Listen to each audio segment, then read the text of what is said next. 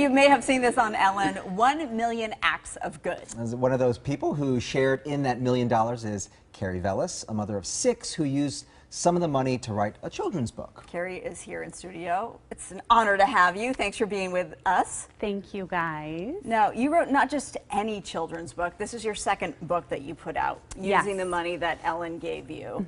It's called Sometimes, and it is in correlation with what April is, which is National Child Abuse Prevention Month. So this is a heavy topic. Yes, actually when I was little is the book for children who've been abused, who I used the money from Ellen, to write that book. So it was all about paying it forward, and exactly. And you saw that there was a real need for this out there for a children's book on this very subject. For sure. Adopting 3 children through the foster care system and being an emergency foster mom, you know, a lot of the kids are abused. My son that we adopted was heavily abused, and I dedicated this book to him. And there's nothing, you know, my first book, Sometimes, for kids in foster care, there's no books out there. So I decided to write Sometimes for kids in foster care, and when I was little, for kids who've suffered from abuse and trauma. So when you say that there's no books out there, I mean, you went to the bookstore one day and you thought, I want something that they can relate to in children's form. And you found that there was nothing on the shelves. Exactly. And that inspired you. They had nothing. And I was like, oh my gosh, I have to do something. At the time I had 2 little girls, 2 little foster placements, and I wanted to get them a book. And there was nothing, and I got home and I said to my husband, there are no books. I want to, you know, I love reading to the kids.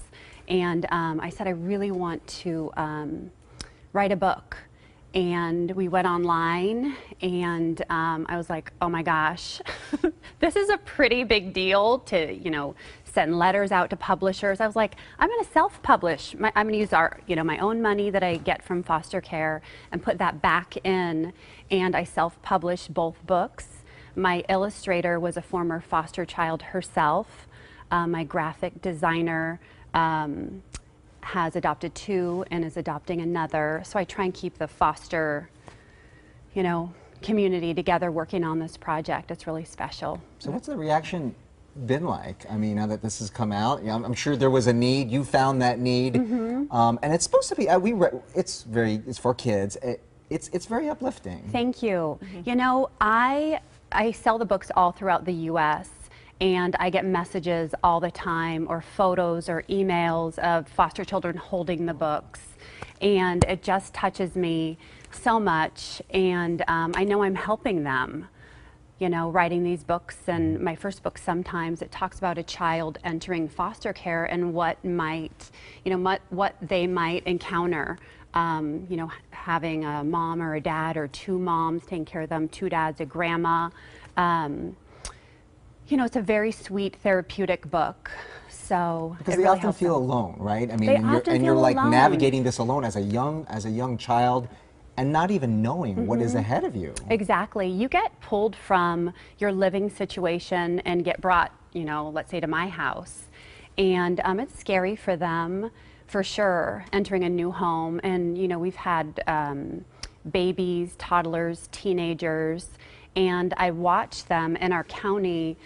Sometimes is placed in a blue bag for foster children, and it's like 3 days worth of clothes. And I've gotten a lot of donations where people sponsor the books and put them in the blue bags.